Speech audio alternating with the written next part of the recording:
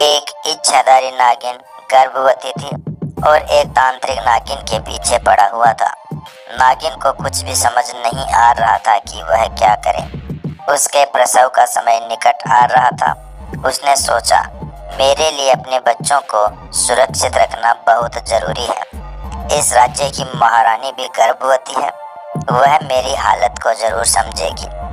अगर मैं उनके कक्ष में अंडे देती हूँ तो शायद ममता के कारण वह मेरी और मेरे बच्चों की सहायता कर दे। महारानी अपने कक्ष में भोजन कर रही थी कि उन्होंने देखा कि एक नागिन उनके पलंग के पास अंडे दे रही है। महारानी डर कर बोली, सैनिकों, इस नागिन को मेरे कक्ष से दूर करो। सैनिकों ने नागिन के अंडों को उठाने का प्रयास किया। नागिन फुफकारने लगी और मनुष्य की आवाज में बोली, महारानी, मैं घायल हूँ, कुछ पलों की मेहमान हूँ, मेरे अंडों की सुरक्षा कीजिए। आप भी तो गर्भवती है। महारानी बोली, सैनिकों, इससे पहले कि यह मुझे और मेरे होने वाले बच्चे को नुकसान पहुँचाए, इसे और इसके अंडों को नष्ट कर दो। नागिन गुस्से से बोली, मैं तुम्हें श्राप देती हूँ। मेरा सारा जहर तुम्हारी संतान में होगा, जिसका कोई इलाज नहीं होगा। जैसे ही सैनिकों ने अंडों को नष्ट किया, महारानी को प्रसव पीड़ा होने लगी। वह जोर जोर से चिल्लाने लगी, दाई को बुलाओ। दाई बोली, थोड़ा धैर्य रखो, आप बेकार ही परेशान हो रही है। महारानी बोली, दाई माँ, विश्वास करो, इस बार की पीड़ा अलग है।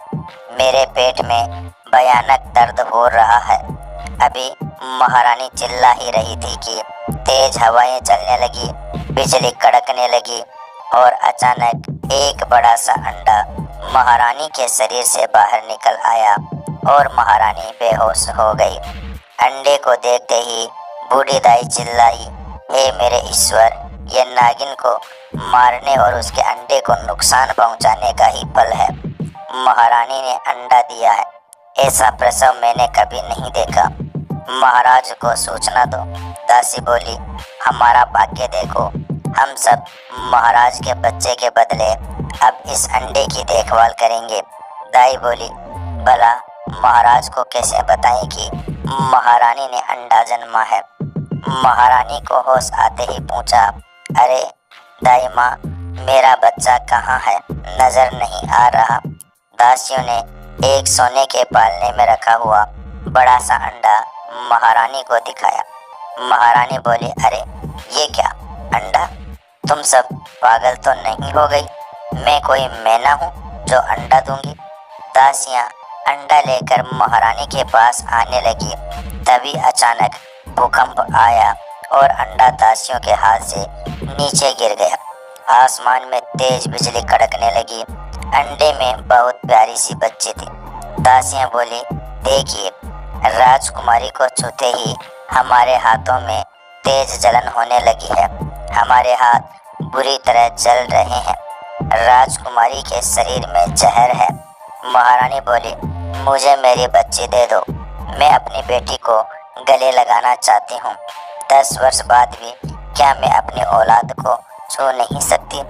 लेकिन जो भी बच्ची को उठाने जाता, जहर के कारण उसके हाथ जलन से भर जाते। महारानी जलन की परवाह किए बिना अपनी बेटी को गोद में ले लेती है। महारानी बोली, दासियों, तुम्हें समझ में नहीं आ रहा, महाराज को इस घटना की सूचना दो। दासी बोली, जरूर, मैं अभी जाकर महाराज को सूचना देती हूँ। दासी बोली, महाराज, महारानी ने बेटी को जन्म दिया है। महाराज बोले, बहुत अच्छा। कैसी है मेरी राजकुमारी? तुम इतनी डरी हुई क्यों हो? दासी बोली, महाराज, राजकुमारी का शरीर जहर से भरा हुआ है। उसे छूते ही जहर का गंभीर असर होता है। दासी की बात सुनते ही ज्योतिषी पत्रिका देखने लगे, फिर जोर से चिल्लाए, सत्यानाश हो गया महाराज, अब प्रलय होगी। इस लड़की का जन्म संसार के लिए अशुभ है। ये तेज बिजली की कड़क और भूकंप इसके सूचक है। राजा ने कहा, इसे कमरे में बंद करके रखा जाए। राजकुमारी को सैनिक दस्ताने पहनकर पकड़ते हैं और उसे कमरे में बंद कर दिया जाता है। सारे राज्य में प्राकृतिक आपदा के कारण धन और जन की बहुत हानि होती है। राजा ने ज्योतिषी से कहा, इस समस्या का कोई तो समाधान बताइए। ज्योतिषी बोला, महाराज, उसके लिए एक शीशे का महल बनवा दीजिए जहां इसकी जरूरत की सारी चीजें हो, उस पर हम सबकी नजर रहे और राजकुमारी को कष्ट भी न हो। महाराज ने उसके लिए एक शीश महल बनवा दिया और उसका नाम आंसू रखा। जब आंसू 16 वर्ष की हो गई तो राजा से कहा, मैं भी दुनिया देखना चाहती हूँ, सबसे मिलना चाहती हूँ। आप मुझे इस कैद से आज़ाद कर दें। अब मुझसे यहाँ और नहीं रहा जाता। महाराज ने कहा, माना कि तुम राजकुमारी हो, पर तुम्हें कोई हक नहीं कि तुम प्रजाजनों को नुकसान पहुँचाओ। तुम बाहर आकर किसी को भी दर्द पहुँचा सकती हो। आंसू ने कहा, पिताजी, अब मुझे खुद को बस में रखना आ गया है। मैं किसी को नुकसान नहीं पहुंचाऊंगी। राजा ने कहा, अगर ऐसी बात है तो तुम बाहर आ सकती हो। आंसू बाहर आ गई और महल में घूमने लगी। अचानक आंसू ने देखा कि एक खरगोश महल के सरोवर में डूब रहा है। वह उसे बचाने के लिए सरोवर में कूद पड़ी, किंतु उसके स्पर्श से ही सरोवर का पानी नीला हो गया और जहर के प्रकोप से खरगोश मर गया।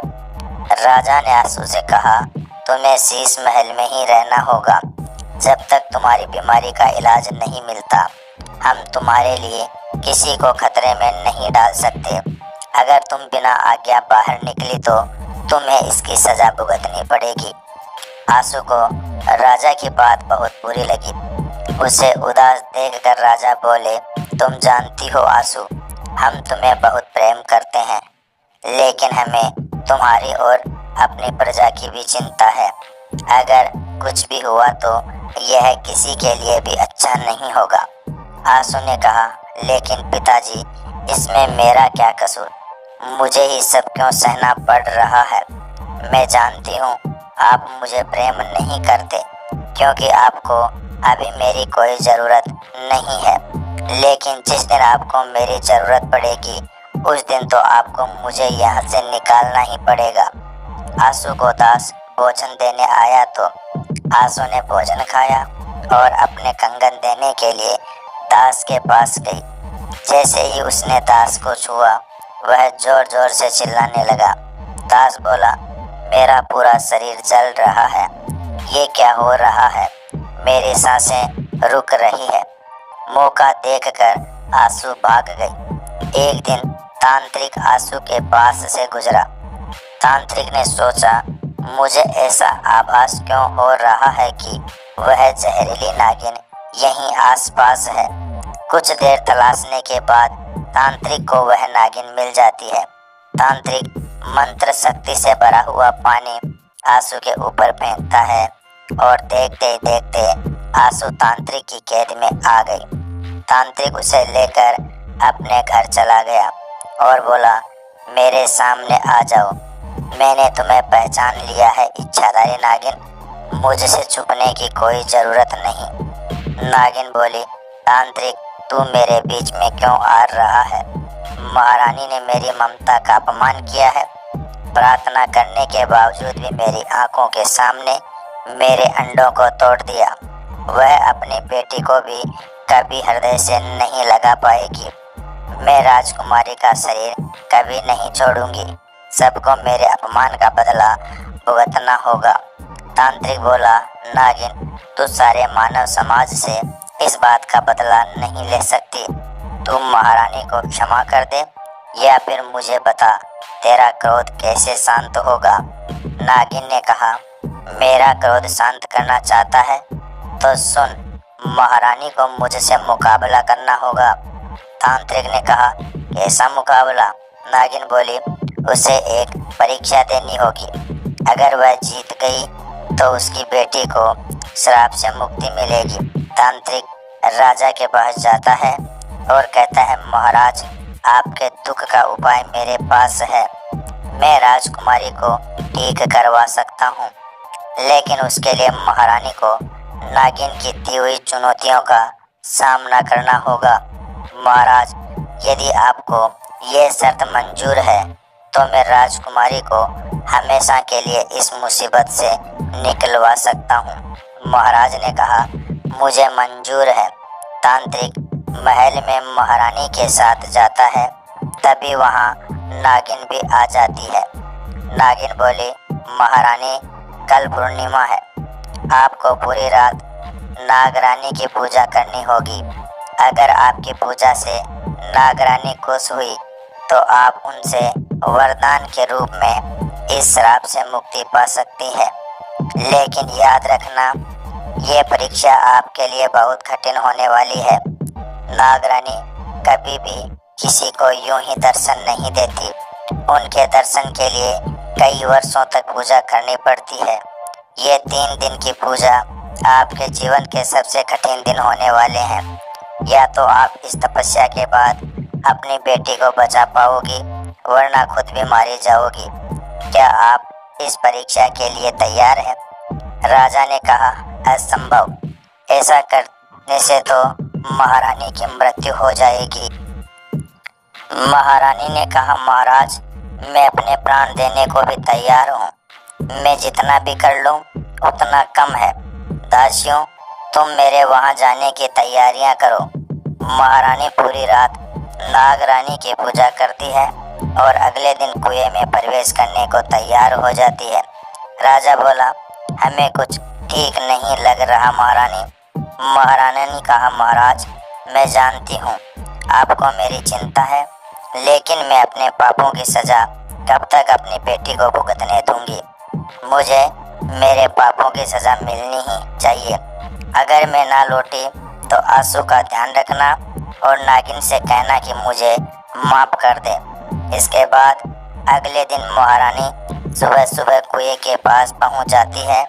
राजा ने कहा, हम आपका इंतजार करेंगे, अपना ध्यान रखना महारानी। महारानी ने कहा, आप भी अपना ध्यान रखना। इसके बाद महारानी कुएं के अंदर जाने लगती है। नागिन ने बताया था कि यहीं से नागलोक का रास्ता जाता है। थोड़ा और नीचे जाकर देखती हूँ, लगता है पानी के अंदर नागलोक जाने का कोई रास्ता जरूर है। इसके बाद महारानी कुएं के अंदर जाकर वहाँ पर एक सर्प की मूर्ति को देखती है और उसके पास तैरते हुए जाने लगती है। महारानी ने सोचा, यहाँ तो बस ये मूर्तियाँ हैं, समझ नहीं आ रहा आगे जाने का रास्ता कहाँ से ढूंढे। ये क्या, ऐसा क्यों लग रहा है जैसे कि यह कोई रास्ता है।